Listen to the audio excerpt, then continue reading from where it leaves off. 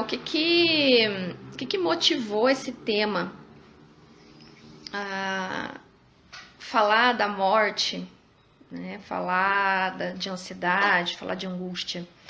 Primeiro porque essas coisas estão muito interligadas umas com as outras, mas principalmente a temática sobre a morte. É uma temática que acaba sendo muito impactante para a maioria das pessoas, né? Uma boa parte das pessoas tem uma certa dificuldade em até mesmo lidar com esse tema, lidar com essa condição de que morremos, né? Então, além disso, né, é algo que surge geralmente bastante cedo na vida da pessoa superdotada. É muito comum que as crianças superdotadas já se ocupem desse tema. E isso acaba assustando muitas vezes os pais, acaba assustando os adultos ao redor, por não saberem, né, por que essa criança está falando sobre a morte e está vivenciando algumas coisas em torno disso. E depois, claro, nos anos seguintes da vida, na adolescência, na vida adulta, né? Então, é um tema que, além de ser um tema que é central da nossa vida como um todo, ele começa muitas vezes bastante cedo, muito antes do que se esperaria na maioria das pessoas. Oi, Betina, boa noite. Oi, Gabriela, boa noite, que bom que você está aqui conosco. E quem foi entrando, boa noite, seja muito bem-vinda, seja muito bem-vindo para a gente falar sobre esse tema que é delicado, né? Para a maioria das pessoas é um tema que até mesmo gera um desconforto, né?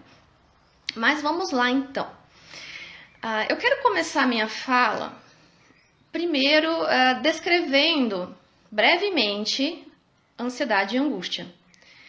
Não é bem a mesma coisa.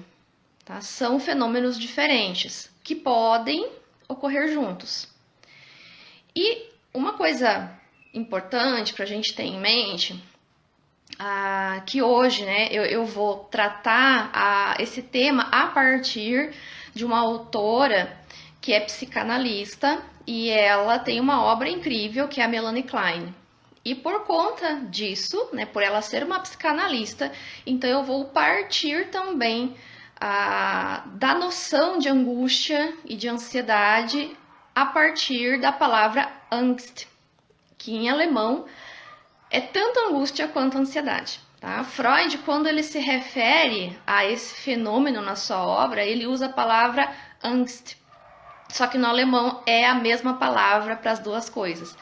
Na língua portuguesa nós temos palavras diferentes, né? Angústia e ansiedade. Então, até mesmo dentro da obra do Freud é bastante controverso, né? A angústia e a ansiedade, porque no próprio alemão é a mesma palavra. Mas vamos lá então. O que é a tal da ansiedade? A ansiedade ela é caracterizada por uma série de elementos. Tá? Eu coloquei aqui uma lista para eu mencionar para vocês, né, em âmbito geral. Aqui é de forma bastante sintética, que eu vou trazer angústia e ansiedade, só para a gente ter uma noção, tá? Quando é que nós estamos com ansiedade?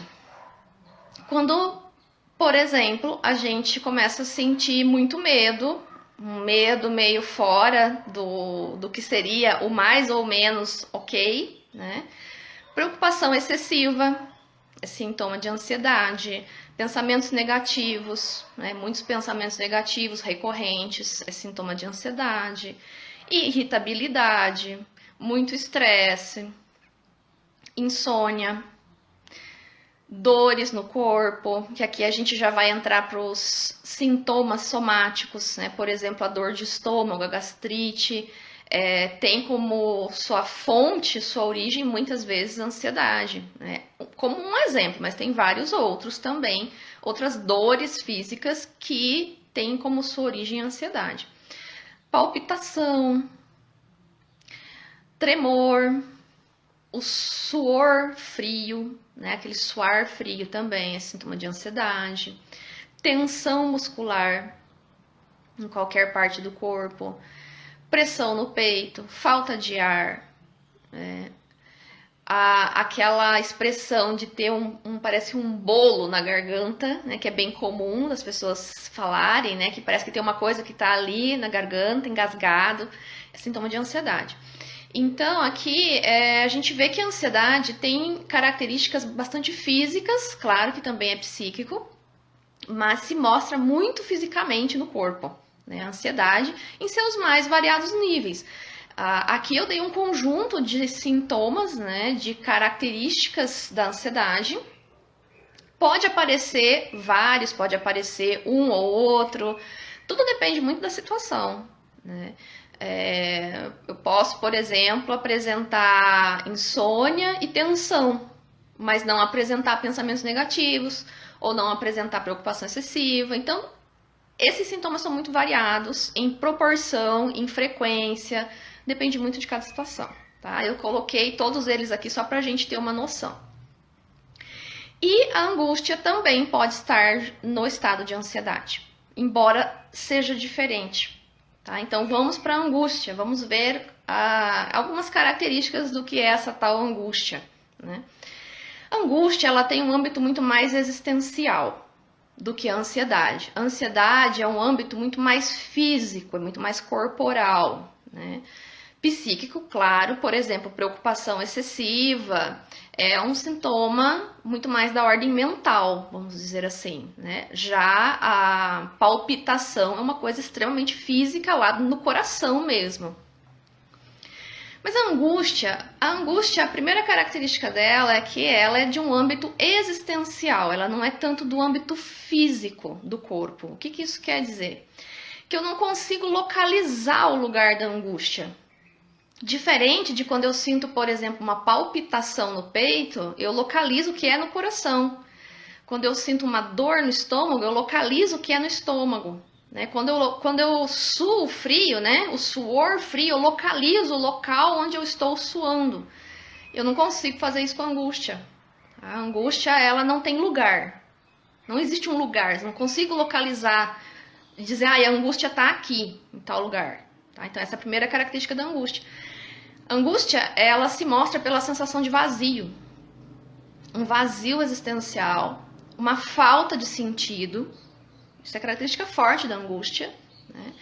Muitas vezes associada com emoções como a tristeza, o desânimo. É muito comum no estado de angústia haver um rebaixamento do humor, né? Ou seja, uma certa tristeza, que pode ser inclusive até bem profunda, né? Pensemos num estado deprimido, que pode ter vários graus disso, desde o mais leve até um estado deprimido mais profundo. Enquanto que na ansiedade, ela é marcada, por exemplo, pelo sintoma de pensamentos negativos, na angústia a gente tem um outro tipo de pensamento, que são os questionamentos existenciais. Por exemplo, o mais clássico, qual é o sentido da vida? Qual é o sentido da minha vida? Para que eu estou nesse mundo? O que eu vou fazer da minha vida? Eu não sei, eu não consigo ter resposta para o que fazer comigo, com a minha existência. Então, esses questionamentos existenciais são muito característicos do estado de angústia, né?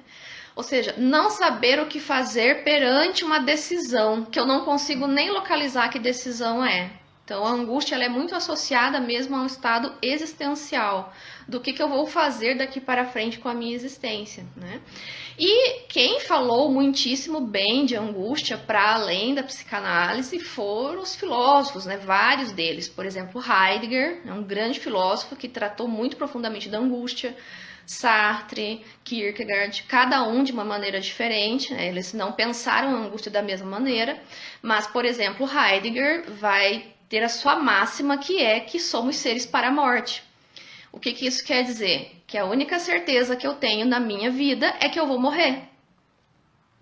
E com base nessa certeza, então, eu tenho que decidir o que fazer com a minha existência, né? O ser para a morte significa a consciência de que eu sou um ser finito e que até que chegue a minha morte, eu preciso fazer alguma coisa da minha vida. Em termos muito sintéticos e muito superficiais, né? O Heidegger, ele olha para esse momento de consciência que somos seres para a morte e isso nos angustia. É angustiante. ter essa consciência. O Sartre já vai associar muito a liberdade, né? Ou seja, como um ser livre, então eu preciso decidir o que fazer da minha vida. E o Kierkegaard também é um grande filósofo, que inclusive escreveu uma obra dedicada à angústia. Então, cada um deles, aqui eu citei só 3, mas tem muitos, vários outros autores e autoras que discutem a angústia humana, mas sempre com essa relação de o que eu vou fazer com a minha existência, né, de algum modo. A responsabilidade, né, a responsabilidade por decidir e por assumir o que eu decido, muito associado com a angústia. Então, é claro que no estado de angústia eu também posso ter ansiedade. E no estado de ansiedade eu também posso sentir angústia. Eu posso sentir ambos concomitantemente. Ou não, eu posso ter um estado de ansiedade característico, com vários sintomas de ansiedade, e não sentir angústia. E ter um estado de angústia, com todas as características da angústia, e não sentir uma ansiedade, pelo menos não tão manifesta, não com os sintomas tão manifestos de ansiedade, né? E só relembrando, né, que dentro da obra do Freud é a mesma palavra para os dois estados, né? Então isso faz aí com que a psicanálise fique mais controversa ainda e haja mais discussões ainda em torno disso. Então, a gente tendo aqui essa noção, o que é ansiedade, o que é angústia, para daí a gente chegar na questão da morte, eu vou entrar agora na Melanie Klein, né? Eu estou falando, né, a partir dela, que é uma psicanalista, como eu disse no início da live. E a Melanie Klein, ela, em uma das obras dela, que inclusive é a obra que eu estou usando para essa live, que se chama Inveja e Gratidão, é o nome do livro dela. Eu não vou mostrar o livro porque eu não tenho o livro físico, eu tenho só um PDF, tá? Mas é uma obra incrível da Melanie Klein, onde ela justamente discute muito profundamente a questão da ansiedade e seus efeitos na nossa vida. E a Melanie Klein vai trazer para nós as origens da ansiedade, tá? E ela vai elencar que são 3 origens. De onde é que vem essa tal ansiedade? Ela vai dizer que são de 3 fontes.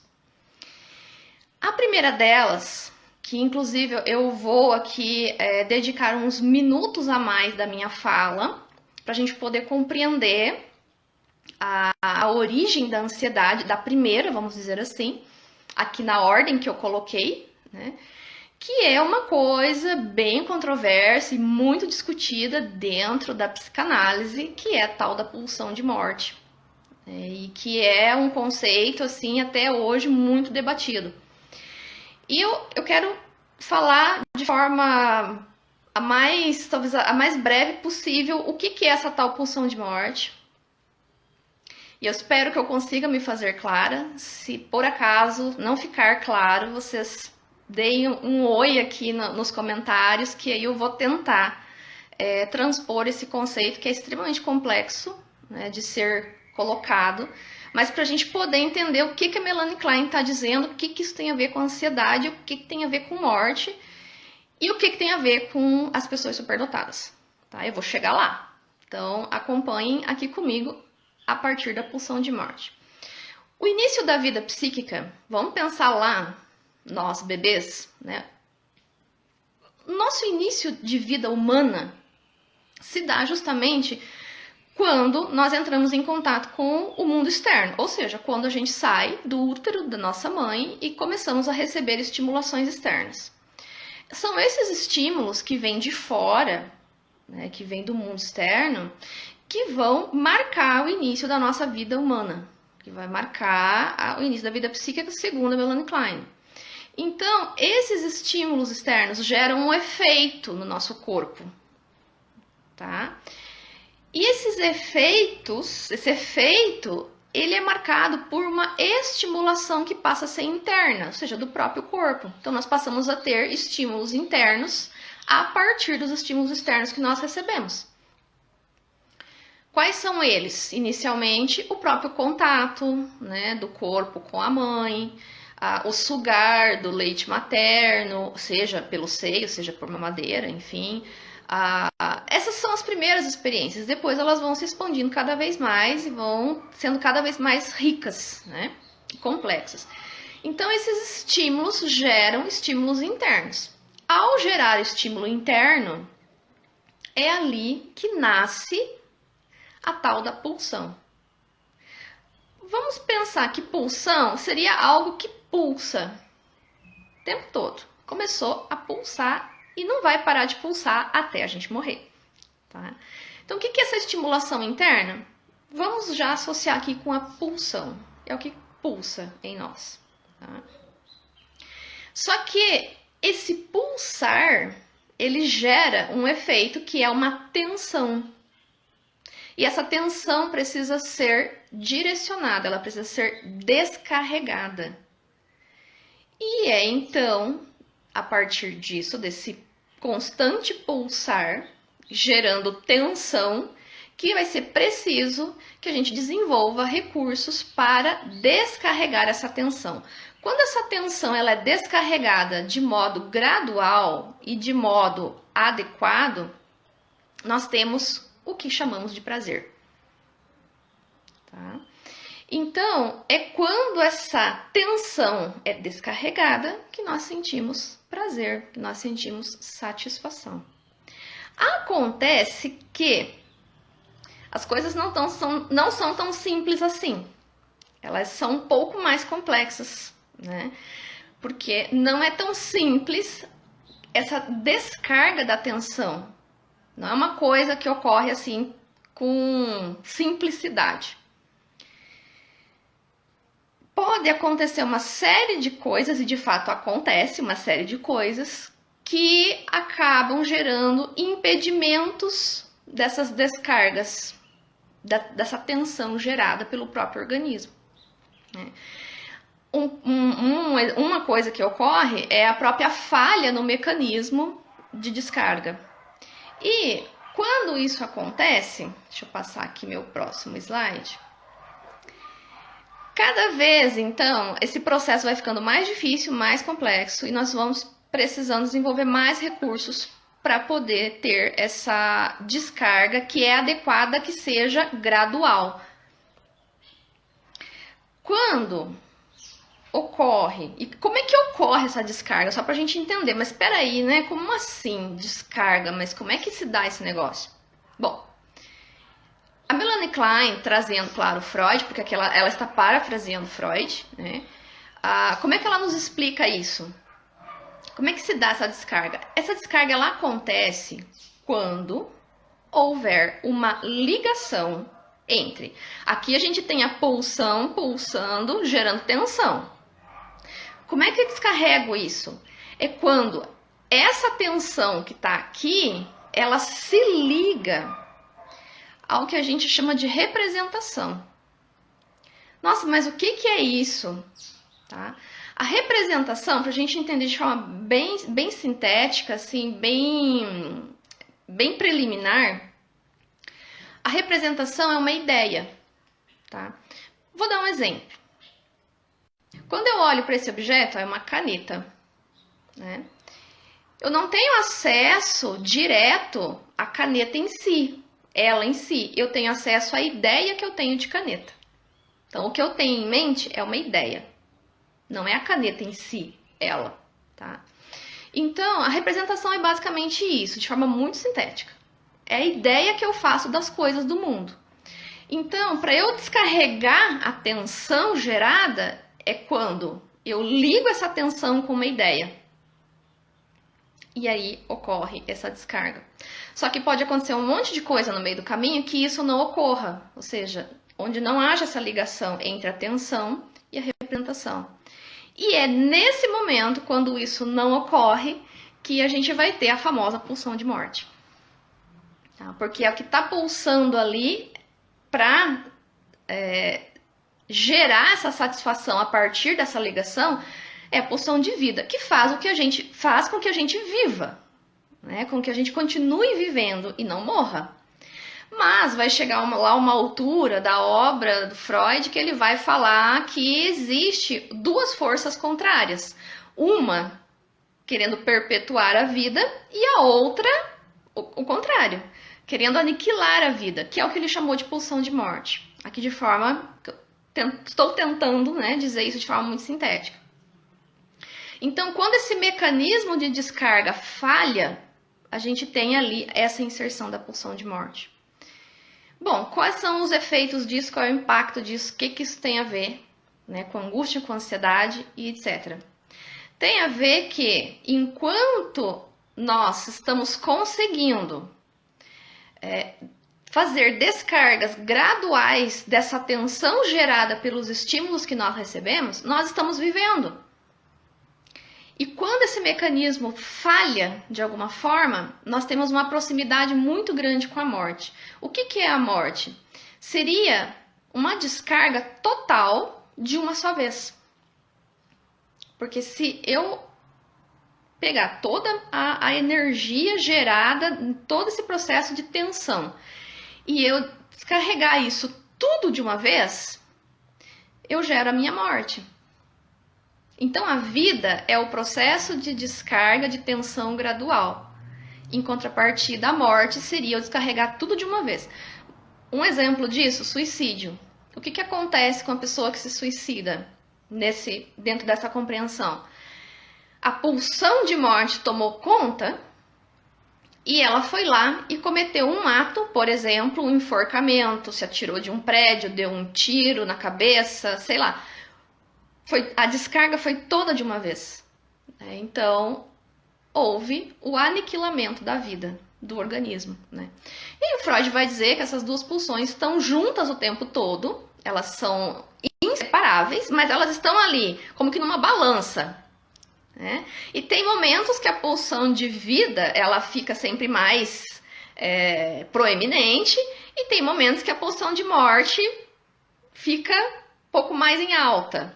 E isso, né, é um movimento que nunca para, até que a gente morra de fato por qualquer aí circunstância da vida. Seja uma morte causada por nós mesmos, ou por outra pessoa, ou por outras circunstâncias. Tá?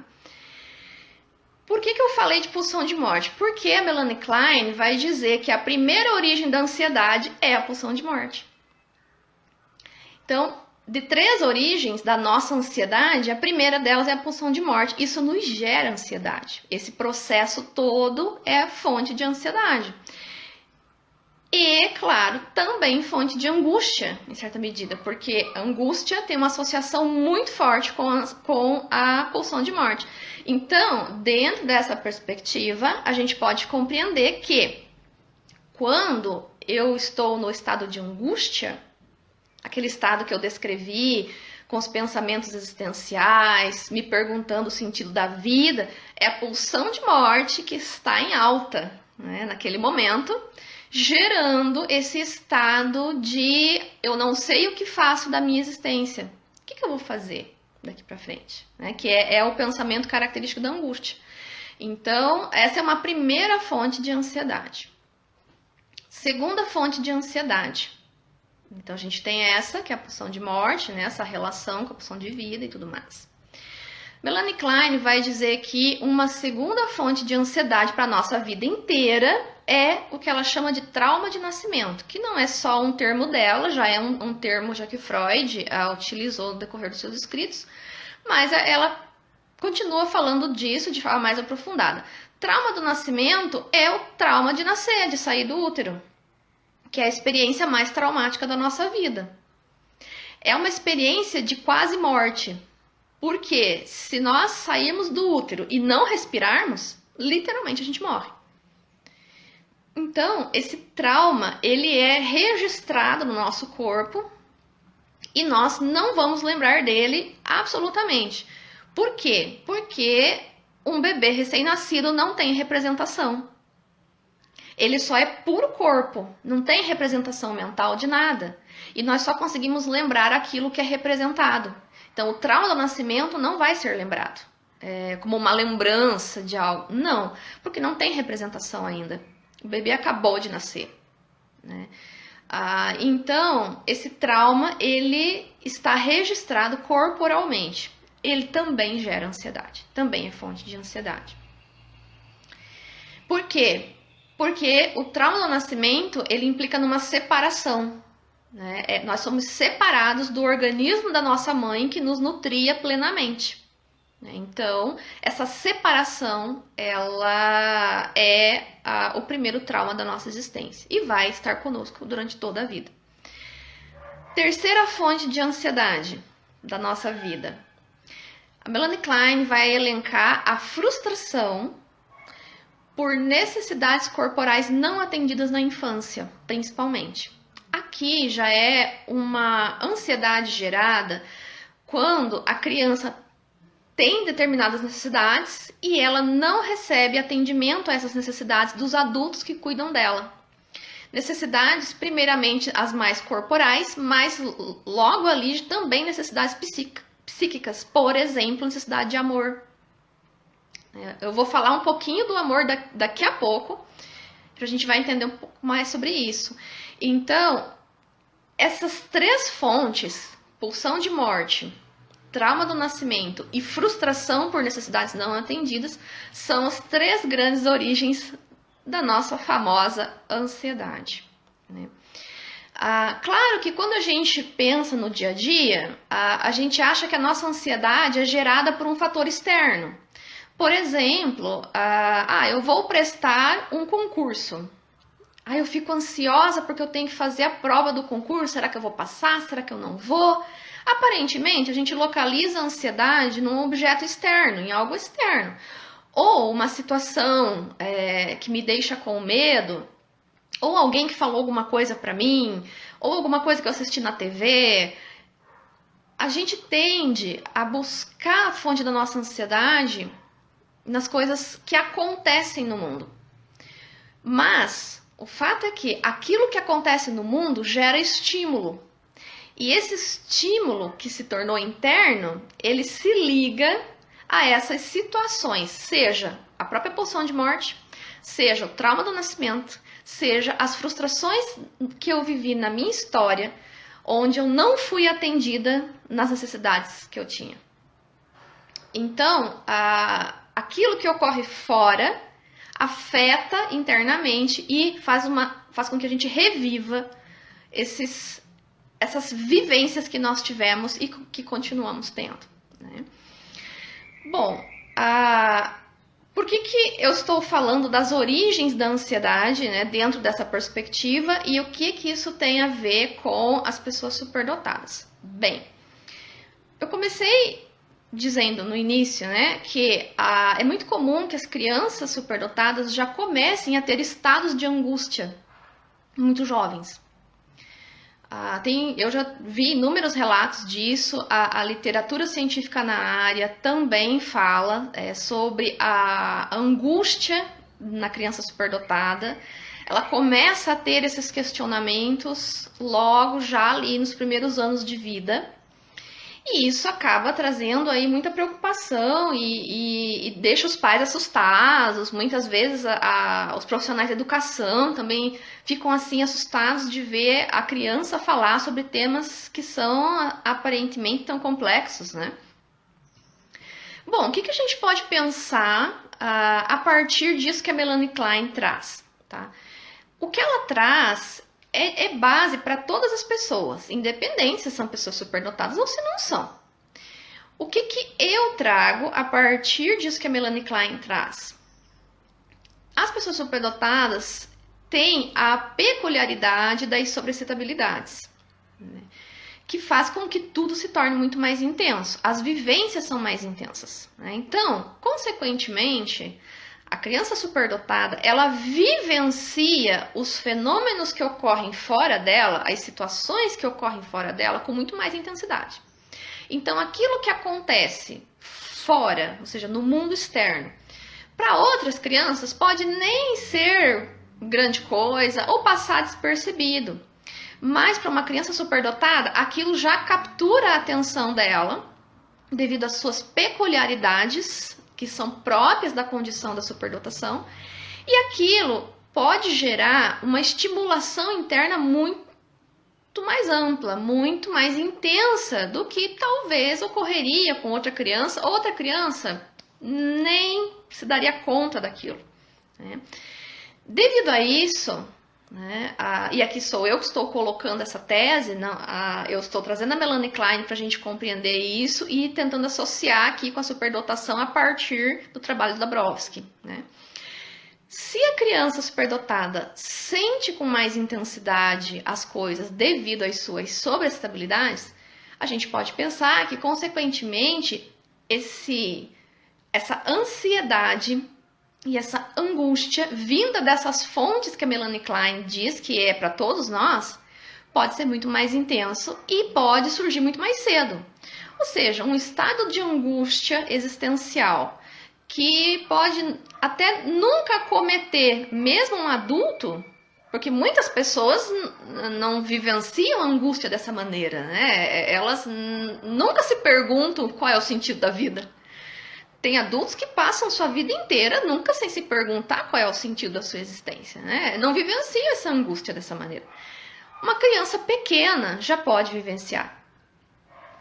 Então, uma criança ali com 3 anos, 4 anos, já pode estar se perguntando, sim, sobre o sentido da vida.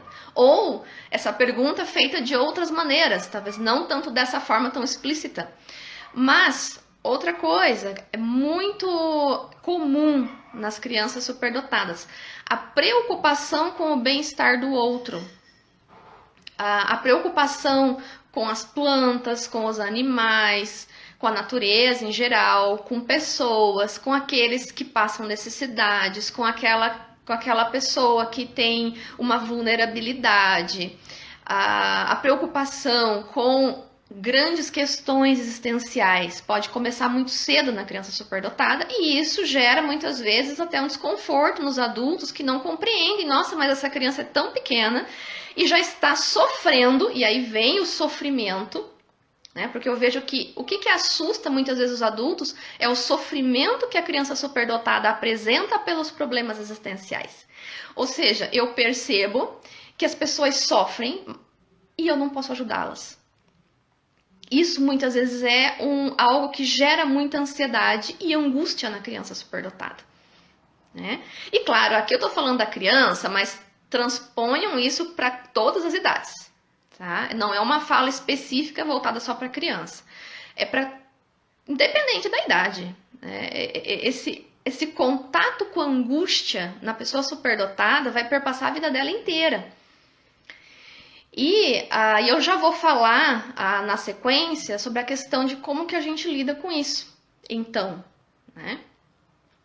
Então, essas questões que são muito próprias do estado de angústia, né? Elas tendem a surgir muito cedo. E como a criança ainda ela não tem os recursos desenvolvidos para gerenciar isso, que já não é fácil mesmo, né? Não é nada fácil gerenciar a ansiedade, não é nada fácil gerenciar a angústia, mesmo para nós adultos que temos mais recursos desenvolvidos, já é difícil. Imagina para as crianças pequenas, né? Então, para elas, muitas vezes, isso é muito impactante e gera um sofrimento que se mostra de várias maneiras, né? E eu vejo que é esse sofrimento que acaba chamando a atenção dos adultos e acabam não sabendo o que fazer com a criança e muitas vezes se desesperando, né? Entrando em desespero também, o que nós vamos fazer com essa criança em sofrimento, que inclusive, gente, existem situações da criança superdotada já falar de suicídio, né? De falar abertamente da morte. E isso tende a assustar os adultos, porque nós vivemos numa cultura onde nós não olhamos para a morte, nós não queremos morrer. Nós lutamos muito fortemente para nunca pensar sobre isso e procuramos afastar o máximo possível qualquer coisa que venha nos dizer que nós vamos morrer.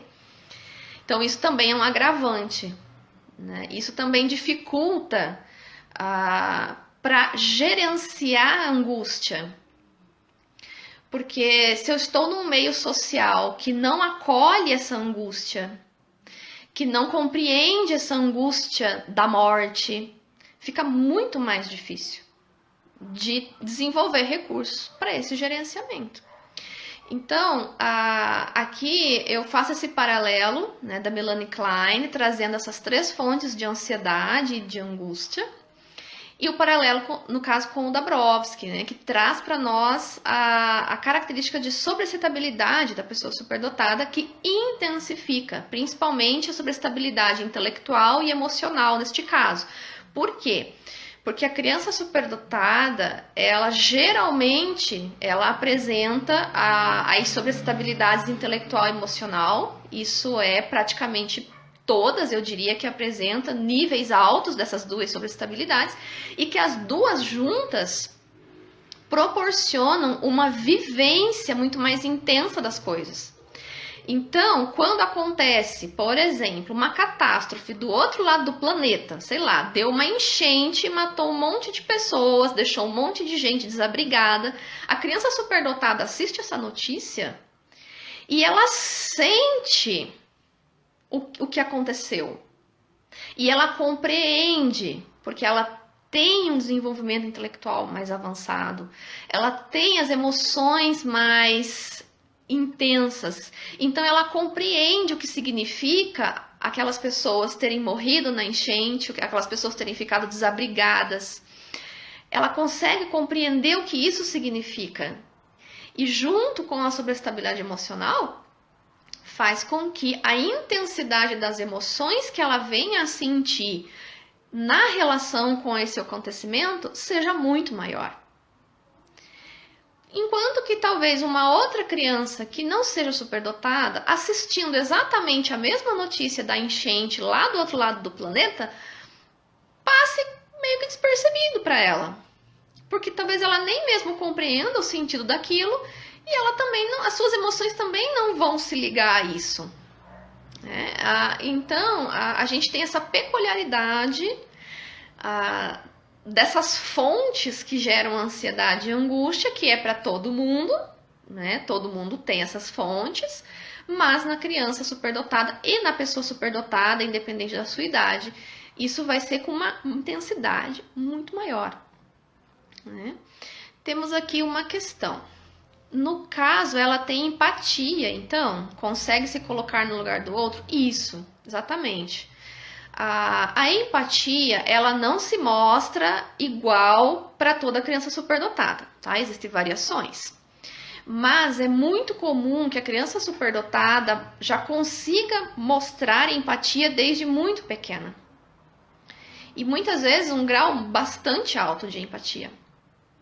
Porque a empatia tem a ver com todo esse desenvolvimento psíquico, né? Que é mais avançado, que é mais rápido, que coloca a criança num lugar onde, bom, ela é uma criança cronologicamente daquela idade, mas psicologicamente falando, ela não é compatível com aquela idade. Muitas vezes ela está muito além, ela está muitos anos além da idade cronológica que ela tem. Exemplo, o que eu quero dizer com isso?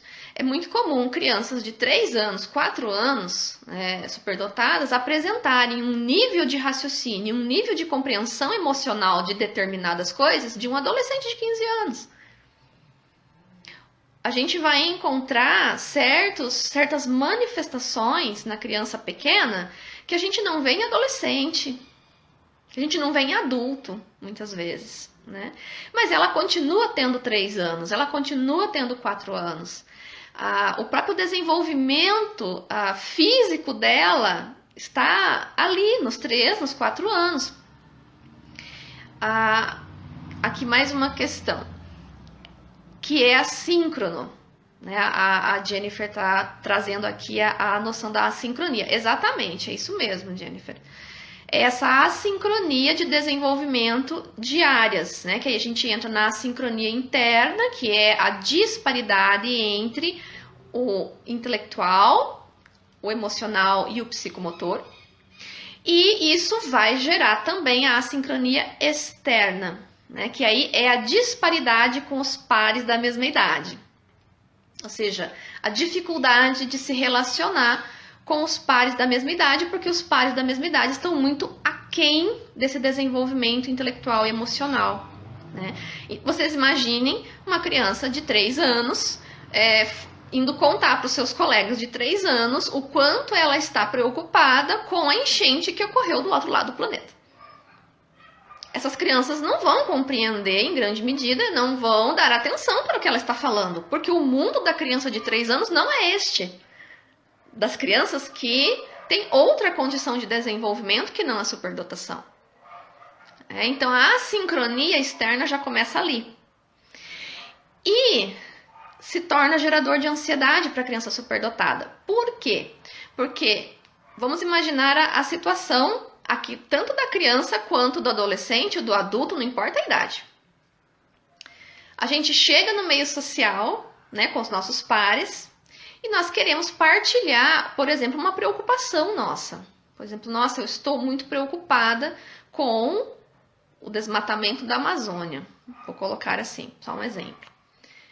Mas eu tenho 4 anos. Eu tenho 5 anos. E eu vou falar de desmatamento da Amazônia com os meus colegas de 4 anos? Não dá, né? Não vai dar. Então, essa criança de 4 anos, ela vai querer conversar com um adulto, onde ela vai poder contar o quanto ela está preocupada com o desmatamento da Amazônia.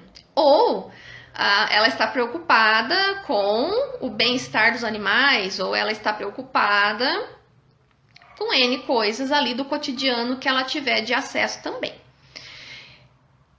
A assincronia externa acaba sendo gerador de ansiedade, muitas vezes de muita ansiedade na pessoa superdotada. Por quê? Porque esses estímulos externos, voltando lá aquele raciocínio que eu fiz no início, gera estímulos internos, e essa estimulação aqui, sendo mais intensificada devido às sobreestabilidades, faz com que a pessoa superdotada vivencie tudo isso muito mais intensamente. Então, o sofrimento é muito mais intenso, né? E esse sofrimento pode ser muito mais frequente também, porque cada vez que eu ver uma situação de alguém sofrendo, de uma planta sofrendo, de um animal sofrendo, eu vou viver essa intensidade devido a todo esse processo, né? E que sim, que tem tudo a ver com essas 3 fontes de ansiedade que a Melanie Klein nos traz. Vamos pensar que isso tudo é muito mais intenso. E aí, então, já fazendo um link com essa questão da intensidade, eu quero entrar agora, indo já para a última parte daqui da nossa live, o que a gente pode fazer, né? Porque é muito importante compreendermos essas questões todas, mas para podermos fazer alguma coisa. Afinal de contas, né, Heidegger nos diz que somos seres para a morte, mas até que a gente morra, precisamos fazer alguma coisa, né? Então, o que podemos fazer? Primeiramente, não tem uma receita pronta, um manual, né, uma lista de regras ou de orientações que eu possa dizer, faz isso que vai funcionar. Seja os pais em relação à criança, ao seu filho adolescente, seja os adultos, né, os adultos superdotados. Não tem uma receita, mas existem caminhos possíveis para nos ajudar. E aqui eu quero trazer um outro autor, não sei se vocês já ouviram falar dele, ele se chama Gary Chapman, é o nome dele. O Gary Chapman, ele é um teólogo e um antropólogo, e ele escreveu um livro que se chama As 5 Linguagens do Amor. Eu também não tenho esse livro físico aqui para mostrar para vocês, mas ele é muito facilmente achado em PDF na internet. Ele é bastante acessível.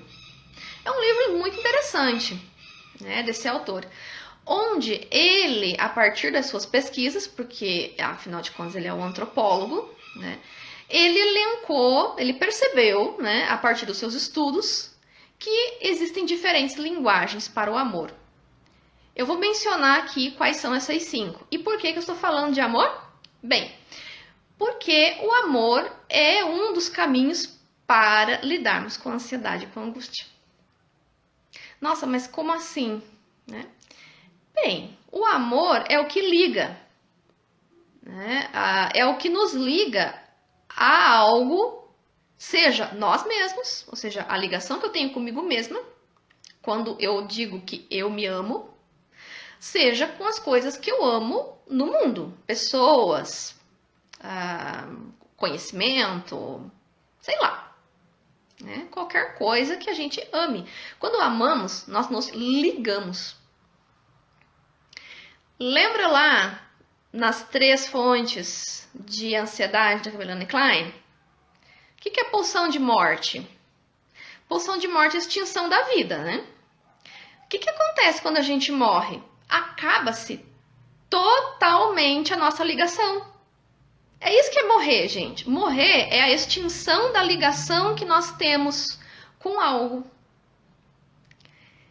Por isso que é fonte de ansiedade. Porque cada vez que nós nos aproximamos de uma situação de separação, sentimos ansiedade. Porque ali está a iminência da morte. Ali está a iminência do fim. Então, pulsão de morte, que é a primeira fonte, né, de ansiedade. Por que nos gera ansiedade?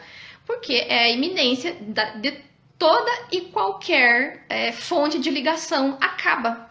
A gente não tem mais ligação nenhuma. Tá? A outra fonte, que é o trauma do nascimento. O que aconteceu no trauma de nascimento? Rompeu, desligou.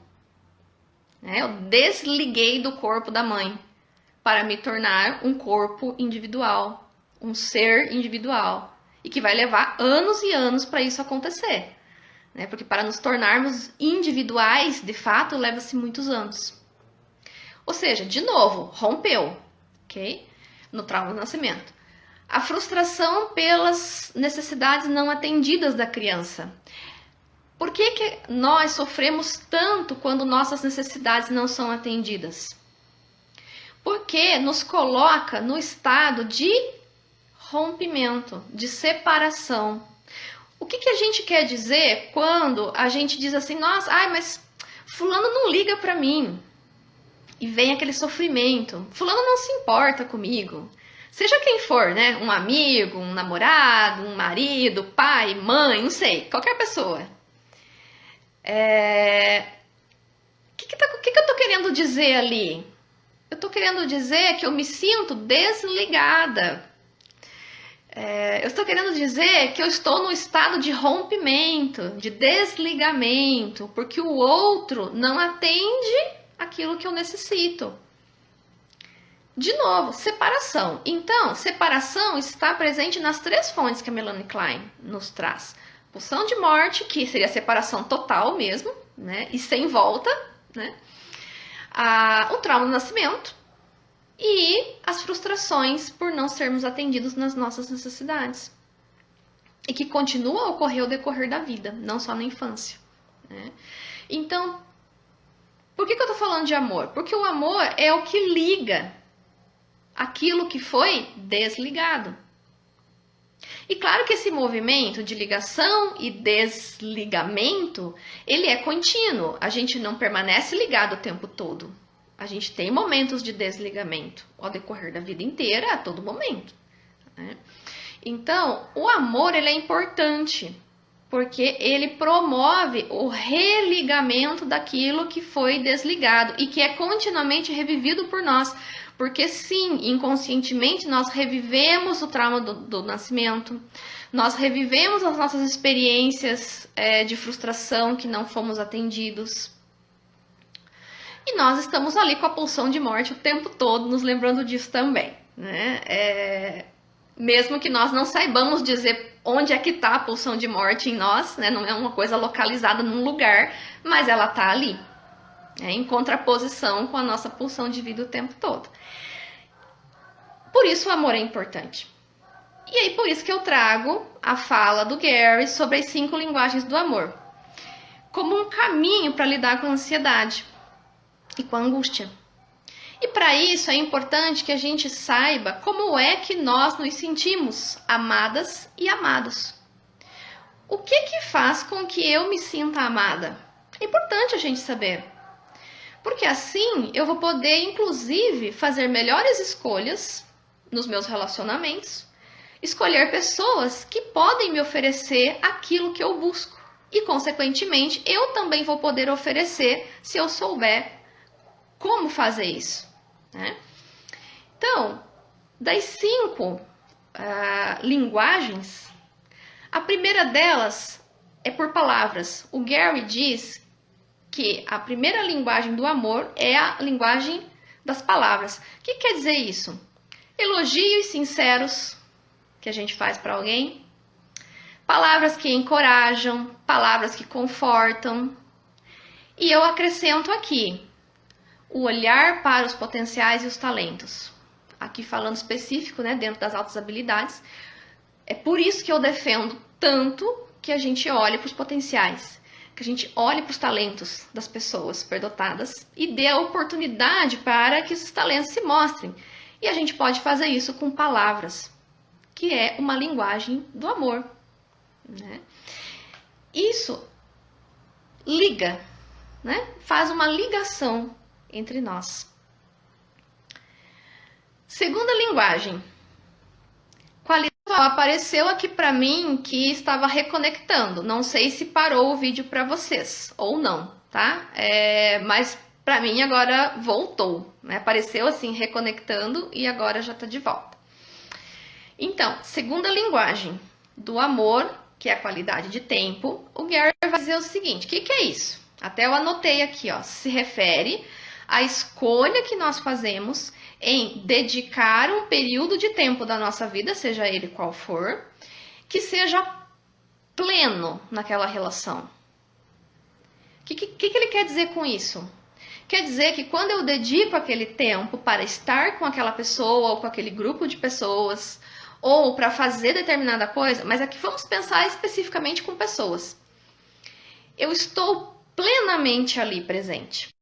Eu não estou fazendo 10 coisas ao mesmo tempo, eu não estou preocupada com 1 milhão de coisas. Não, eu estou presente, eu estou consciente e eu quero estar ali com aquela pessoa. Pode ser 5 minutos, pode ser 10 minutos. Não importa o tempo, a quantia do tempo em si, mas é a qualidade do tempo, né? E isso é extremamente fundamental para as crianças. As crianças necessitam muito dessa qualidade de tempo, né? E quando os adultos que cuidam delas não oferecem essa qualidade de tempo, ou isso é muito deficitário, isso gera muitos problemas depois. E eu digo isso pela experiência que eu tenho em clínica. As pessoas que buscam psicoterapia e elas tiveram essa deficiência de qualidade de tempo na infância, elas têm uma série de dificuldades relacionadas a isso. Uma delas é a dificuldade em gerenciar a ansiedade.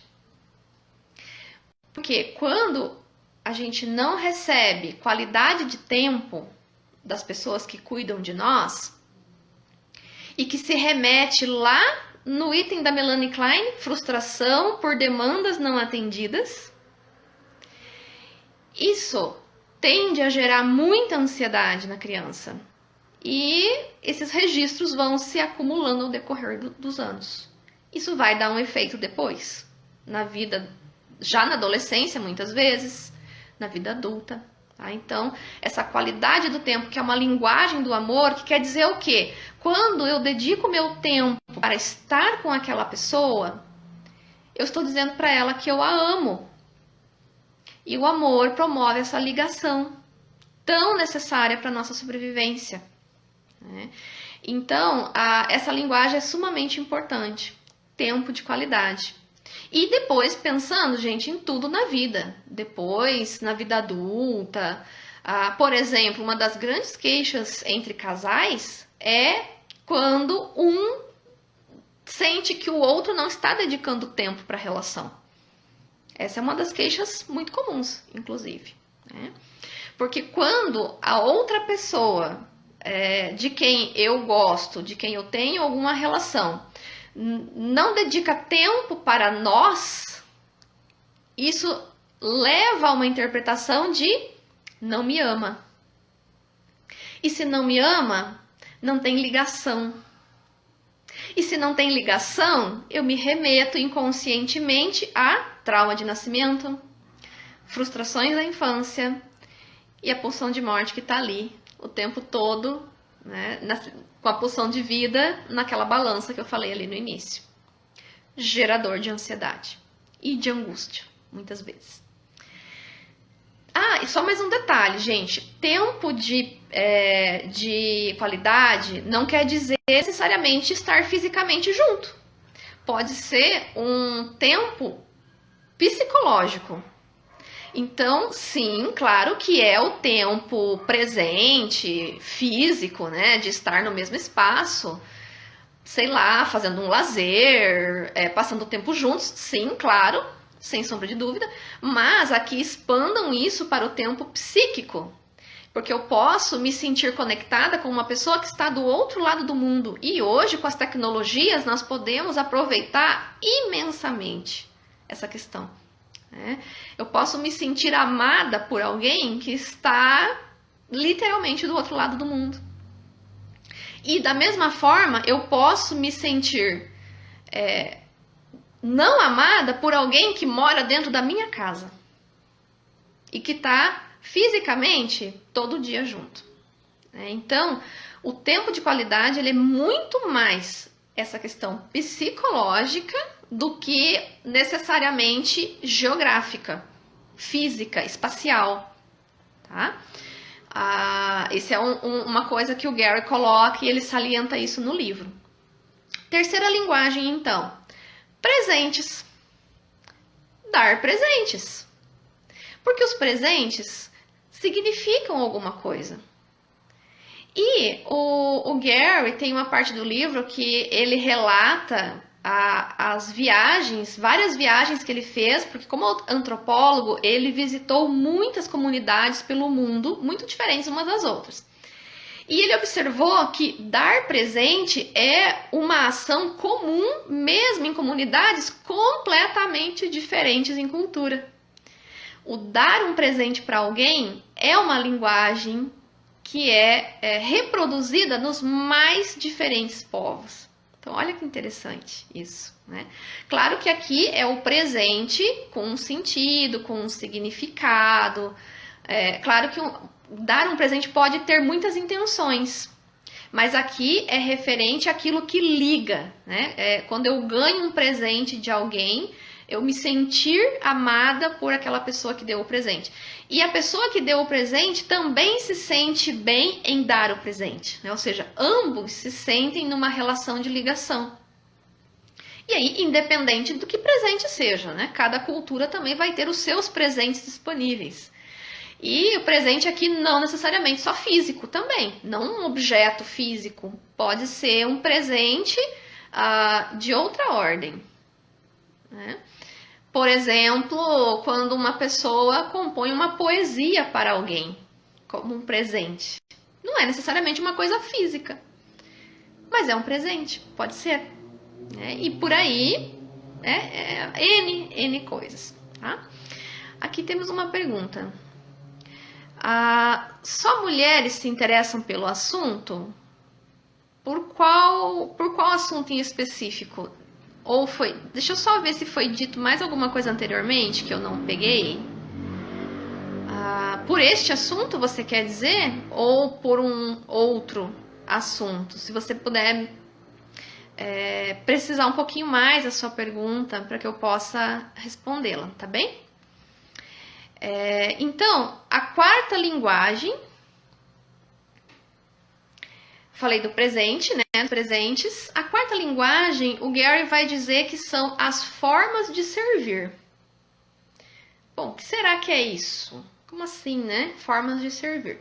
As formas de servir são as ações que nós fazemos ou que são feitas para nós, que são até mesmo ações muitas vezes corriqueiras, podem ser coisas até bem assim do dia a dia mesmo, mas que nela está tá ali dentro a intenção de agradar o outro, de fazer um bem para o outro, né? E essas formas de servir, elas fazem bem tanto para o outro quanto para quem as pratica. Eu vou dar um exemplo aqui que eu pensei, que eu acho que ele é bem visível na nossa cultura, principalmente. Muitas mães, né, elas sentem muito prazer em fazer coisas, por exemplo, para os seus filhos, fazer coisas para aquelas que são casadas, enfim, né, para o seu esposo, para a sua esposa, né, para o seu cônjuge. Coisas, por exemplo, manter a casa arrumada, sei lá, fazer uma comida. Coisas assim, que aparentemente são corriqueiras, que tem que fazer, que alguém tem que fazer mesmo, né? Mas aquela pessoa faz com satisfação, né? Ela gosta, por exemplo, talvez não todos os dias, mas um dia ela quer fazer uma comida um pouco mais especial para as pessoas ali, da família. Isso é formas de servir, tá? E aqui, de modo algum, essa palavra servir tenha alguma conotação pejorativa. Não é no sentido de servidão, de obrigação, de estar submetido a alguém, de modo algum. É um servir num sentido positivo, num sentido amoroso, de fazer aquilo por se sentir bem em fazer, né?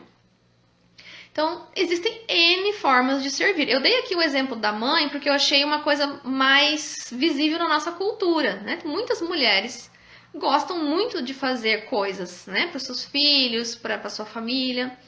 Mas pensem isso para todas as relações, né?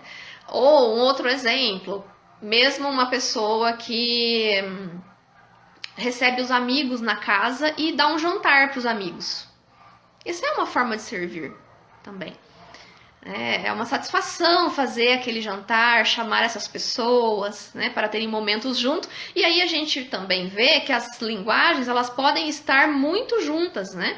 Por exemplo, se eu chamo amigos para um jantar, ou eu convido amigos para sair, ou para fazer uma caminhada, ou para fazer qualquer coisa que gostamos de fazer juntos, eu estou tendo a linguagem, em algumas situações, a forma de servir. Por exemplo, se eu faço um jantar para esses amigos, só um exemplo. E nós vamos ter o quê? Tempo de qualidade juntos.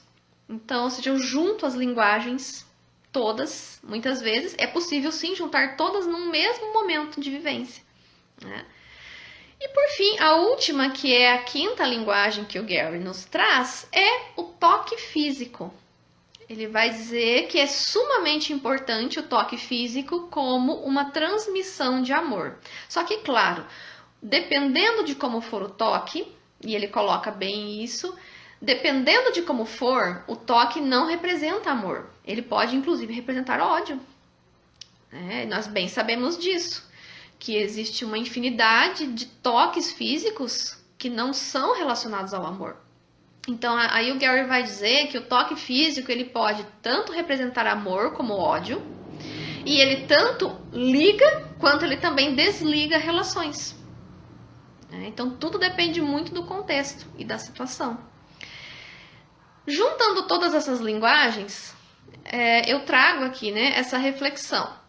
Bom, quais são as linguagens que cada um de nós prefere? Quais são as linguagens que cada um de nós mais utiliza? De que maneira nós dizemos para o outro que o amamos? De que maneira nós queremos que o outro nos diga que nos ama? Isso é sumamente importante para lidar com a ansiedade, para lidar com a angústia, né? E nós podemos ensinar isso para as crianças superdotadas desde pequenas. E para todas as crianças, né? Não somente as superdotadas, mas podemos estar ensinando tudo isso para elas, desde pequenas. E se não nos ensinaram, se chegamos na vida adulta sem saber de nada disso, nós podemos aprender. Nós podemos desenvolver depois de adultos. Todas essas questões, né, que emergem aqui com esse tema de ansiedade, de angústia, de como lidar com a morte no final das contas, né? Esse tema, ele é um tema que a meu ver, ele precisava ser muito mais discutido, ele precisava ser muito mais colocado em todos os espaços, dentro das famílias, da escola, de tudo que é lugar, porque afinal de contas, é a única certeza que a gente tem. Fora isso, mais nada nos é certo. E justamente aquilo que é a nossa maior certeza, a gente ignora e faz de tudo para não pensar nela, né? E se a gente não pensa, ela não deixa de existir, ela continua existindo, mesmo que a gente não pense nela. E se a gente pensa, por exemplo, nas linguagens do amor, né, que eu acabei de mencionar aqui, são caminhos possíveis para a gente lidar com essa ansiedade gerada pelas 3 fontes lá que a Melanie Klein nos traz, angústia, né? Não é uma coisa que vai resolver no sentido, então eu não vou sentir ansiedade ou não vou sentir angústia. Não, gente. A gente vai sentir ansiedade ao decorrer de toda a vida. A gente vai sentir angústia, se angustia perante a consciência, né? Isso é inevitável. Isso inevitavelmente em algum momento vai ocorrer. Contudo, não precisa ser algo da ordem do patológico, né? Uma ansiedade da ordem patológica. Não precisa ser uma ansiedade ao ponto de levar ao suicídio, por exemplo. Dá pra gente manejar isso de outra maneira. É possível desenvolver recursos para manejar isso. E no caso das pessoas superdotadas, eu vejo isso como algo extremamente necessário, dadas as condições de desenvolvimento que a pessoa superdotada tem e essa potencialização de tudo, né? De tudo ao redor, é muito potencializado internamente e faz com que toda essa vivência de ansiedade, de angústia, muitas vezes seja muito transbordante, né? E a própria pessoa tenha dificuldades muitas vezes para gerenciar isso, porque realmente é muito intenso, muito mais intenso do que de fato já é a própria ansiedade, já é a própria angústia, né? Porque a angústia, para quem já sentiu, sabe o quão é difícil estar no estado de angústia. É terrível estar sentindo angústia, né? É algo assim que só vivendo para saber o que é sentir angústia, né? Pessoal, bom, já chegamos aqui, passamos um pouquinho das 20 horas, então era por aí que eu pensei a nossa conversa hoje, né? Fazendo esses paralelos, trazendo essa condição da pessoa superdotada, essas origens da ansiedade. E aqui, reitero, numa visão psicanalítica, não é a única explicação, tá? De modo algum. É uma das explicações, uma das possibilidades de compreensão. Existem outras que se complementam, outras que também divergem bastante, né? Mas a Melanie Klein foi psicanalista, então foi assim que ela trabalhou a compreensão da origem da ansiedade e, consequentemente, também da angústia, né? Temos aí a filosofia, né, os filósofos também, como eu mencionei, alguns aqui que trataram muito da questão da angústia, né? Então tem N possibilidades para a gente compreender essa questão e pensar isso na existência da pessoa superdotada com as peculiaridades de desenvolvimento que as pessoas superdotadas têm desde que nascem, tá? E vão ter durante toda a sua vida. Eu vou aqui subir os comentários, ver se tem mais alguma questão, mais alguma pergunta. Quero comprar esse livro, já pensei em dar de presente. Olha que legal. E o presente, né? Qual é a editora? Olha, eu não sei qual dos dois você se refere, mas eu vou falar os dois então, tá bem? O livro do Gary é da editora Mundo Cristão. E o livro da Melanie Klein é da Imago, tá? O livro da Melanie Klein, a referência que eu tenho aqui é de 1991. Então, é da editora Imago. Deixa eu ver se temos mais alguma pergunta, mais algum comentário. Só um instante que eu estou aqui olhando, verificando. Ah, sim, aqui temos um comentário, ó, sobre o tema das altas habilidades. A minha constatação foi porque não vi homens se manifestando. Acho que pelo menos pais de crianças com altas habilidades deveriam estar ouvindo você. Bem, de fato, né, eu acho que pais, sejam eles quem forem, né, do gênero que forem, sejam as mães, sejam os pais, né, é um tema muito pertinente para o desenvolvimento e o acompanhamento das crianças, né? Para todos nós, né, em âmbito geral.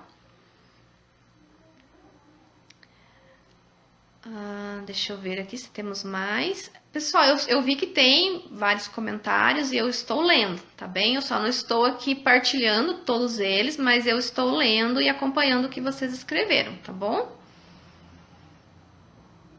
Deixa eu continuar subindo aqui os comentários. Temos uma questão. E como lidar se minha linguagem é tempo de qualidade, mas tenho interesses muito diferentes dos outros? É uma questão bastante interessante, né? Aqui a gente entra na questão dos pares. Porque para ter tempo de qualidade, eu preciso encontrar pares compatíveis. Isso é fato. Eu não vou ter tempo de qualidade com quem não é um par compatível comigo. O que é par compatível aqui? Intelectualmente compatível, emocionalmente compatível. Isso é importante. Ou pelo menos aproximado. Quando eu digo compatível, eu não estou dizendo que é igual. Estou dizendo que é próximo, né? É com quem eu possa, por exemplo, conversar fluidamente, me sentir bem com essa conversa. E com quem eu possa me expressar afetivamente e me sentir bem expressando os meus afetos na relação. Basicamente é isso. Como que a gente faz para conseguir isso? A gente precisa ir atrás de pares compatíveis, buscá-los, procurá-los em algum lugar aí na sociedade, no mundo. Eles estão por aí. Em algum lugar eles estão. Mas onde encontrá-los? Bem, aí fica a critério muito de cada um, né? Como que cada um vai encontrar os seus pares? De que maneira? Né? Mas é preciso, eu diria, se lançar numa busca de pares, né? Para que se possa ter tempo de qualidade com eles. Porque senão, de fato, né, aqui, então acontece uma desconexão. Muitas vezes, sim, vai acontecer. Né? Vai acabar ocorrendo, sim. O desfecho da relação vai ser o desligamento, né? E se esse desligamento ocorre com muita frequência, ele tende a gerar ansiedade. Novamente, pelaquela questão, né, de não estarmos ligados, e sim desconectados, né? Aqui temos um comentário bem interessante, ó, que ilustra esse tema. Meu filho não gosta de fazer aniversário e que eu faça também. Ele sempre chora e diz que temos 1 ano a menos de vida. E é verdade, ele está correto. Né? Na verdade, não é só no aniversário, é a cada segundo, né? A cada segundo que o relógio está mostrando, é 1 segundo a menos de vida. Na verdade, nós estamos sempre numa contagem regressiva desde o momento da concepção. Né? Lá na concepção, nosso tempo já começou a contar ao contrário, né? Numa proporção regressiva. Isso é verdade, isso é real, isso é inevitável. Mas o que eu vou fazer com o tempo que eu ainda tenho? Essa é a grande questão.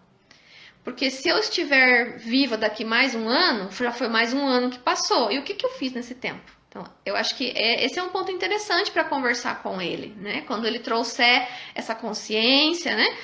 Primeiramente, acolher, né? Palavras de acolhimento, né? E colocar, olha, então o que a gente vai fazer nesse tempo que está passando?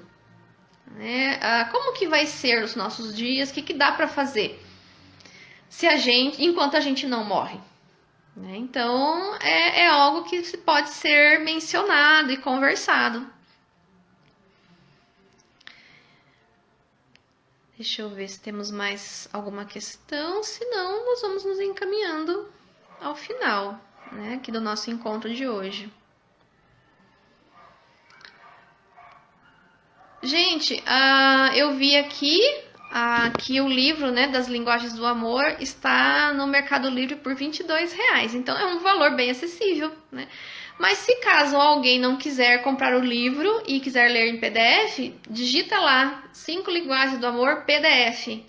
Tem vários lugares que você pode baixar o livro ou ler online, se caso quem não queira comprar, né? Eu pessoalmente sempre gosto de comprar o livro quando eu posso, mas dependendo às vezes, né, PDF nos dá ali um auxílio também, né? Aqui temos mais um comentário. Eu chorava se via matar uma galinha para comer quando ia para o sítio. Não conseguia comer e ficava muito triste.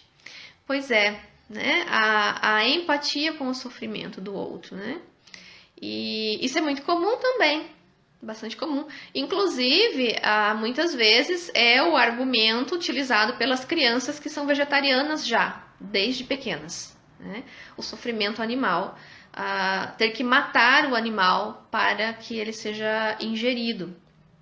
E tem se tornado cada vez mais comum as crianças pequenas já, superdotadas, optarem por serem vegetarianas. Esse é um fenômeno muito interessante que eu tenho observado e que tem ocorrido dentro, né, aí do público superdotado.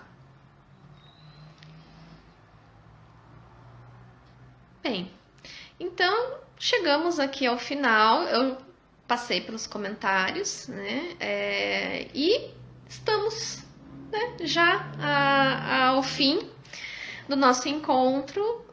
Agradeço a presença de todo mundo que participou, quem entrou, quem conseguiu chegar aqui até o final, quem por N questões começou e talvez não pôde chegar até o final. Fica o meu agradecimento, né, pela presença, pelo tempo de qualidade, né, porque isso aqui é tempo de qualidade. Né, dando um exemplo, né, da linguagem do tempo, né, esse aqui é tempo de qualidade, que não é um tempo físico, geográfico, porque cada um de nós está num lugar, mas nós estamos em conexão aqui, através, né, hoje, do meio tecnológico. Então, isso aqui é um exemplo de tempo de qualidade. Então, eu agradeço vocês por terem dedicado esse tempo para estar aqui comigo, né? Porque foi uma escolha de vocês, poderiam estar fazendo 1 milhão de outras coisas, né? Mas estão aqui comigo e eu também poderia estar fazendo 1 milhão de outras coisas, mas eu quis estar aqui com vocês, né? Então, nós construímos um espaço de tempo de qualidade. E as outras pessoas que possam vir a assistir essa live vão poder ouvir isso, né? E vão ter aí como um exemplo de possibilidade de tempo de qualidade. Ainda mais aqui, eu quero fazer um brevíssimo adendo, permitam-me, nos tempos de pandemia, né, com esse distanciamento social, não é à toa que temos aí tantas situações de sofrimento psíquico, né? O sofrimento psíquico ele aumentou muito no período de pandemia, muito voltado ao isolamento. E por que nós sofremos quando ficamos sozinhos? Porque nós não somos uma espécie individual, nós somos uma espécie coletiva. Assim como as abelhas nas suas colmeias, as formigas lá nos seus formigueiros e N outros animais que sobrevivem em bando. Nós somos uma espécie de bando. E toda vez que alguém diz, não, mas eu gosto de ficar sozinho, eu não quero ter amigos, eu prefiro ficar sozinho, tirando o momento de introspecção que muitas pessoas têm, de fato, né? O sentir-se muito bem consigo mesmo, que é esse momento introspectivo, tirando isso, essas falas todas indicam um sofrimento, uma história de sofrimento, de abandono e de desligamento. É uma fala que indica frustração por não ter recebido o atendimento às suas necessidades durante a sua história. E isso é muito triste, porque a pessoa de fato ela está sofrendo muito por estar sozinha. E ela está dizendo para todo mundo que não está sofrendo como uma forma de lidar com isso, né? Então nós somos uma espécie de bando, somos uma espécie que sobrevivemos em grupo. Nós não sobrevivemos sozinhos, nós morremos se nós ficarmos sozinhos. Nós enlouquecemos se nós ficarmos sozinhos. Tá? Então, precisamos das ligações. E a ligação tem um nome, que é amor. E tem muitas maneiras de fazer isso. Para lidar com essa ansiedade e com essa angústia que vai nos acompanhar a vida inteira, até o fim. Tá? Pessoal, então, uma ótima noite para vocês. Eu estou por aqui nas redes sociais. Quem quiser, manda um oi lá no chat, lá no privado. Respondo sempre na medida do possível, do meu tempo também, né? Mas eu sempre respondo todo mundo. Se alguém quiser alguma leitura, alguma coisa a mais sobre esse tema, tem outras indicações bacanas também, que são interessantes para ler, né? Para quem quiser estar estudando um pouco mais, se aprofundando um pouco mais, também outros autores da psicanálise ou mesmo outros. Diz um oi lá e a gente continua. Até a próxima live, tá bem? Tchau, tchau, gente!